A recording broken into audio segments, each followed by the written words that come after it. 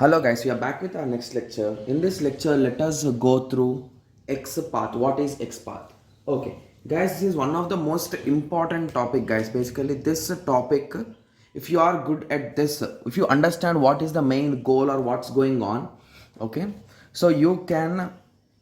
Okay, so I'll be giving you an example, guys. I did a small work on this. Okay, so basically, XPath is nothing but for every element in a website it will be having a unique path, guys. Okay, so the path will be 100% unique. So if you take in head, there is one title, so this title will be in this way, head slash title. So assume in this way, I assume that I'm writing from the root node. So head title, if you want you can write even HTML also. So just for example I am writing, so the path for it is this. If I wrote another title, the path for that will be in this way, title with the bracket something here. Assume the bracket is 0, now it will be 1 in this way. So basically in a whole website, each and every element will be having its own path, guys.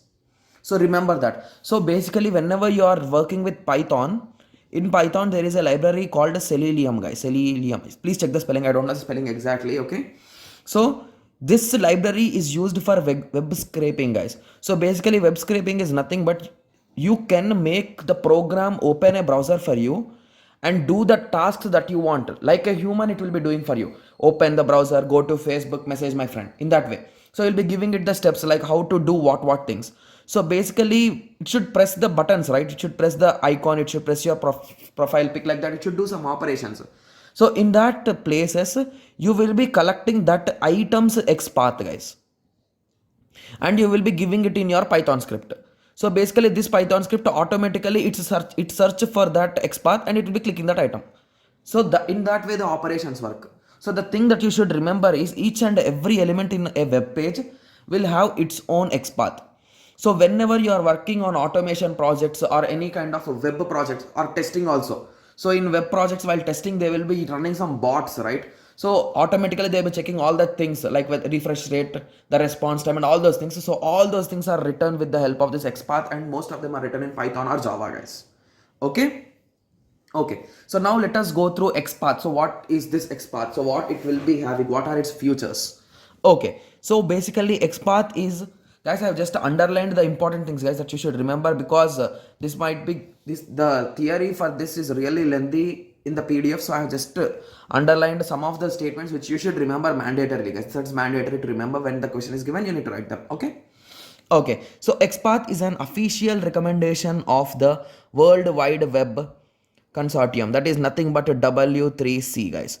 So it is a rule that each and every web page and each and every element should have XPath. So you might be having a question, okay, I told I did a small project, right? So how did I get the XPath for that element? You might be asking that did I write the whole path in this way? No, you can just press F12, guys, in your keyboard, or F12 or F11, I don't remember it perfectly. Okay, so once you click it, you will be getting the developer console, right? So basically if you this is your Chrome browser, once you press the button F12 or F11, the browser will become into half, and here you will be seeing the website, and the other half you will be seeing the code, right? The HTML code. Okay, so in the HTML code you select a particular component and you do right click or left click, guys. I'll be a bit confused with this right click and left click. So you do right click or left click, you'll be getting a drop down. In that drop down you will be having the chance to copy XPath. Guys, there will be multiple paths, guys. Even we are having a class path, guys. We are having class path, we have XPath, we have element path, we have element by path. So there are many types of paths in which XPath is most easy, and it is one of the best thing because it identifies each and every module separately. So that is the reason why we most of them will use XPath only. Okay. Okay, so it defines a language for finding information within an XML file. So basically XML or HTML, everything will be having components. So to find the components address or to convert that component to look into different item, so we need these kind of XPath and all those things, guys. Okay, so it is used to traverse elements and attributes of the XML document. So I told you, right? So to find the items that you need. Okay, so XPath provides these are the few functionalities, guys. So these are the few functionalities that it will be providing. So sorry for that. Okay, so it defines the structure, guys. Structure definition will be given. So XPath defines the part of the XML document like It can identify elements, attributes, text, namespaces, processing instructions, comments, document notes. So it can show everything, guys. Similarly, path expression. So I told you, right, it will be giving path. So here we will be calling, instead of calling this elements or anything, we'll be calling them as nodes, guys. So here it can select a particular path and give the exact path. And the path is really powerful whenever you are trying to do any kind of automations. Like you want to collect the data from a website continuously. Instead of you going and checking and you typing in your Excel file, you can write a program that will check you will be giving the path to it. It will be opening the website, it will be checking the path. If it matches, it will be taking that item and it will be storing in that. It can do infinite times, right? Whereas human, you need to hire someone to do that task also. So that is the power of this XPath. So you can get the exact value directly and easily. Okay, so standard functions. So XPath provides a rich library to standard functions for manipulating strings, numericals, time comprimations, node, and many other things. So it can do operations. Even you can collect the data and you can pass it to somewhere and you can do operations. So basically most of them will be using XML files to store the data or JSON files, guys. So these are the most common files to store the data which was scraped from the web. Okay, so major part of this is nothing but XSLT. Guys, we'll be discussing about this in our next lecture. So the reason why we are discussing XPath is because of this, guys. Basically, this XPath concept you'll be learning in Java or somewhere else. But here, because of this XSLT, so this is nothing but the process of converting an XML file with the help of XSL. That is nothing but this is a translator, guys. So with these both, you will be creating an HTML file. So you will not be creating an HTML file, but the web page looks like an HTML file, guys. So basically XML file, what will be the XML file having, guys? It will be having data, right? So data will be like this, right? One after the other, you will be seeing on the screen. Basically, after doing the operation, that is nothing but the translation. T indicates translation. So once the translation is done, you can make it into a table or you can make the look as you want.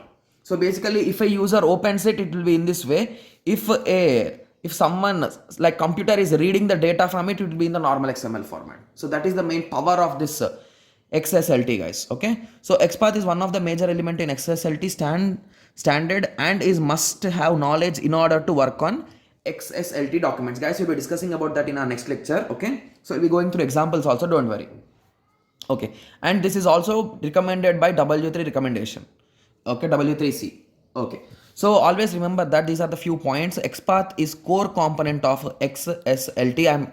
Guys, why I am saying you'll be understanding in the next lecture, guys, because in XSL, that is nothing but style sheet. In that style sheet, you will be writing some functions. Okay, so if I discuss that in next tutorial, you will be confused. So now let us keep it aside. We'll be discussing about that in the next lecture. Okay, so for now, just remember that is an important component for XSLT. Okay, so XSLT cannot work without XPath. So basically, I told you, right, it's really important. XPath is basics of XQuery and XPointer. Guys, I didn't find a proper theory for this concept, guys. So that is the reason why I have just collected our sir's notes. So I'm just trying to explain from that only. Okay, so this will be the XPath, guys. So XPath can be a component of all combination XLink, XPointer, and XQuery and XSLT. Okay, so this is the main component of all. So it can be used everywhere. Okay, so if the features are asked, you can just write the previous features which I have discussed. These 5 features will be enough, guys. And you make sure that you are writing some examples, because in web programming or any kind of subject, examples are mandatory to write, guys, because those are the things which will be informing the evaluator that you have some knowledge in it, right? Yes. Okay, so let us take a small example here. So assume that this is your XML file. So I was saying that we can access any element. I'm saying repeatedly, right, in the previous explanation.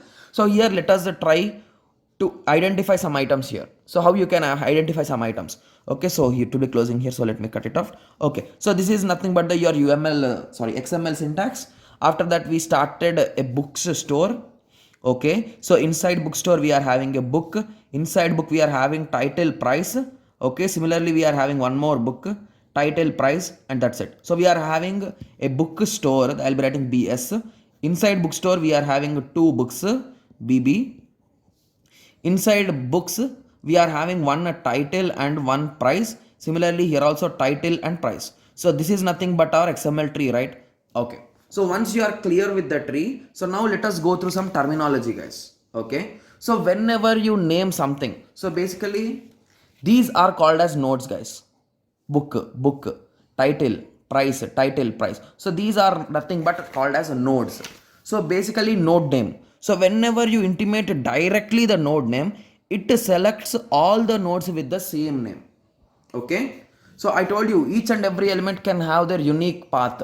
But if you are taking from here, but if you want to represent it, you can represent it, right? So if you represent bookstore, so what will be the returning result, guys? You'll be getting this whole tree, whole part, right? The bookstore is having all these things, so everything will be coming. If I write a book, I'll be getting two different components. This will be one, this will be one.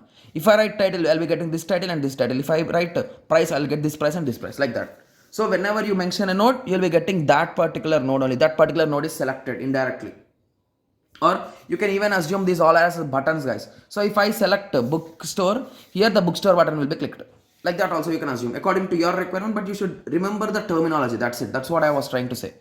Okay, and single slash selects from the root node. So basically if you write one slash, it indicates that you are trying to collect the root node. So first root node is nothing but BS. Okay, that's not a bookstore, right? Yes. Let us continue. Double slash selects node in the document from the current node that matches the selection no matter where you are. Okay, so basically this format I'll be explaining you in this way, guys. Okay, so assume you are in bookstore and I wrote a double slash book. So there are, from here there are two particular paths for book. So it can select this or this. So it could select anything which is nearer to it, no matter where they are. So basically, even if there is another book inside this title, so just for fun I am doing. So even this will be selected. Even there is no particular path directly or nearer to it, it will be selected. So that is the reason why select nodes in the document from the current node that matches all the selections no matter where they are. Okay, and a dot. A single dot is used to select the current node. Double dot to select the parent of the current node. So parent here and the current node. Okay. At the rate is used to select the attribute. Okay. So now let us go through some examples for this particular thing, guys, so that it will be clear for you. So initially I wrote bookstore. Okay. So once I write bookstore in the path, it automatically selects the bookstore, guys. So select all nodes with the name bookstore. So basically whatever nodes are having the name bookstore, it will be selected. Similarly, slash bookstore. If you remember, slash means root, right? So select the root element, that is nothing but bookstore. So bookstore is the root element, so it will be selecting the root element. So bookstore slash book. So it selects all block elements that are child of bookstore. I told you slash means it selects the root node. So basically it selected from the root node we are going to slash, from slash we are going to book. So it selects all the childrens of bookstore, right? So it selects all the book elements that are children of bookstore. Yes, that's what I was trying to say. Okay. Similarly, we are having double slash book. Selects all book elements no matter where they are. I told you, right? Double slash means okay. Okay. Similarly, we are having bookstore double slash book. Selects all book elements that are descendants. Those are nothing but children of the bookstore element no matter where they are under the bookstore element. That's it. So at the rate lang. So I told you at the rate is used for attributes, right? So selects the attributes that are named lang. So here we are having these two, right? So these two elements can be selected by using that. Okay. Similarly, we are having multiple things, guys. Even sometimes you'll be seeing, I told you in our previous, in the starting, I told you you'll be using like this, right? So in this way, it will be selecting the first book, guys. So assume that you want to select the first book only. So this part you want to select. So in that case, you will be writing in this way, in bracket, you will be writing 1. So select the first book element that is the child of bookstore. Okay. Similarly, here we told last. So last book it will be selecting. So last minus 1, last 2 minus 1, the above one. Again, the position is greater than less than 3. So position from there, it will be selecting the less than 3 elements. So in title at the rate lang, inside title is there anywhere at the rate lang. That is nothing but lang component. So we are having two titles. The two titles will be selected. All the titles, yes. Similarly, equal to English. So here we are specifying the language also. Here both will be selected again. Similarly, at the rate, you are writing condition here. If you see, price is greater than 35.00. So we will be selecting with this item. Similarly, the price is